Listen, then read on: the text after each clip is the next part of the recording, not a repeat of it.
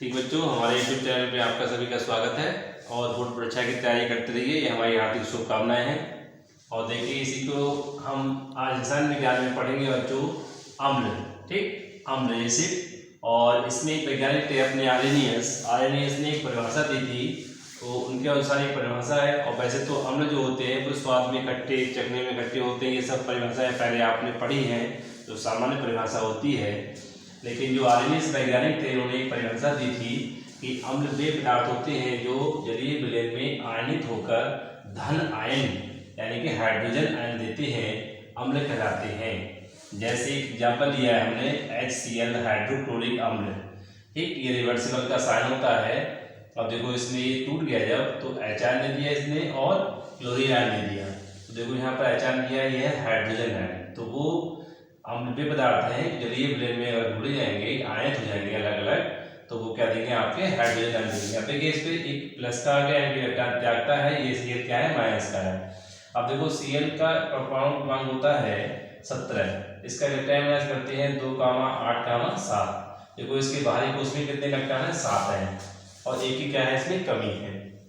तो ये क्या करेगा, 7 इलेक्ट्रॉन किसी को देगा नहीं, बल्कि एक इलेक्ट्रॉन लेने की कोशिश करेगा। जब इस पे एक इलेक्ट्रॉन ले लेता है किसी को, तो इस पे चार्ज आ जाता है माइनस का, इसलिए यहाँ चार्ज क्या हुआ बच्चों, माइनस का हुआ है। ऐसे प्रकार से दूसरा पढ़ेंगे हम लोग क्षार का बेस। यहाँ पर भी एक वैज्ञानिक थे अपने आर्हेनियस, उन्होंने भी क्षार की परिभाषा दे दी है। वे पदार्थ जो जलीय विलयन में घुलने पर या विद्युत होने पर रेडायन यानी कि हाइड्रोक्सिल आयन, जिसको कहते हैं OH आयन, OH आयन को क्या कहते हैं, हाइड्रोक्सिल आयन देते हैं, क्षार कहलाते हैं। जैसे हमने देखो पहला उदाहरण लिया है यहाँ पर सोडियम हाइड्रोक्साइड। इसका नाम बच्चों मैं आपको यहाँ दे रहा हूँ, ये है आपका सोडियम हाइड्रोक्साइड। सोडियम हाइड्रोक्साइड को हमने लिया है, देखो तो वही साइन क्या है, रिवर्सिबल साइन है। और देखिए सोडियम जो था वो धनायन में टूट गया और ये OH आयन जो है वो अलग हो गया। तो ये आपका OH आयन, इसे क्या बोलेंगे बच्चों, ये आपका हो जाएगा आपका हाइड्रोक्सिल आयन। ठीक है, हाइड्रोक्सिल देंगे आपको, ये हाइड्रोक्सिल। ठीक है, OH आयन लगाते हैं हम, हाइड्रोक्सिल आयन देते हैं।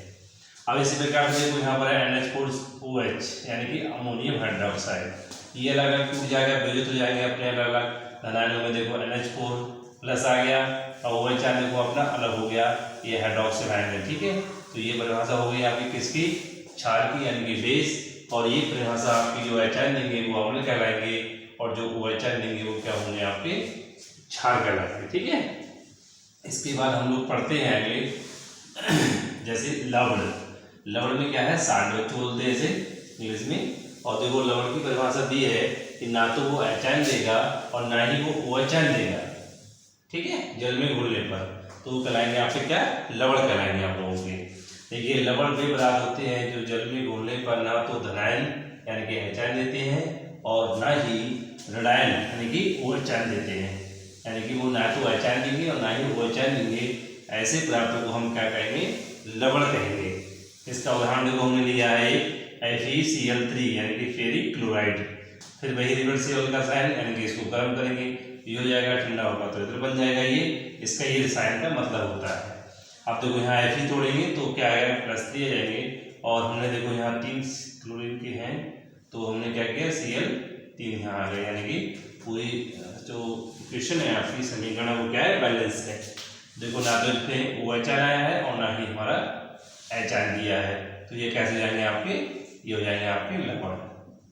ठीक, आप देखो अगले पढ़ेंगे जो बहुत ही इंपॉर्टेंट परिभाषा है ये आपकी बोर्ड परीक्षा के लिए और बहुत पूछी जाती है। pH पैमाना या pH स्केल या pH परिभाषा, जिस तरीके से आप उसको समझ जाएंगे।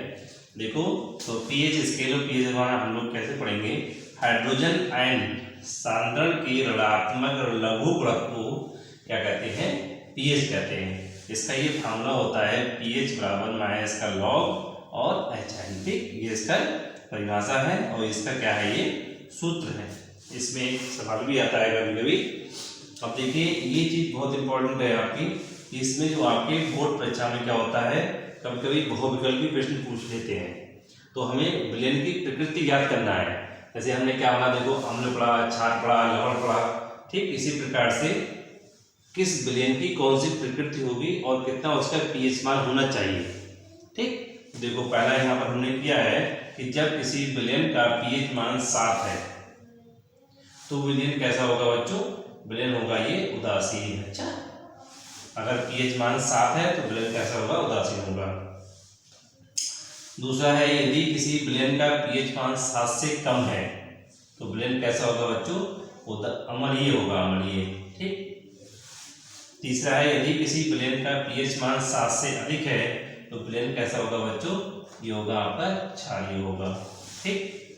अब देखिए ये सब तो आपका आ गया, लेकिन बोर्ड में पूछ जाता है बच्चों, कभी कभी ऐसे चिन्हों से दी जाता है, ठीक। तो इन ऐसी चीजें आपको बहुत ध्यान रखनी, मैंने नोट में लिख दिया है कि देखो अगर पीएच मान 7 है, पीएच 7 है तो आपका कैसा होगा, विलयन उदासीन होगा।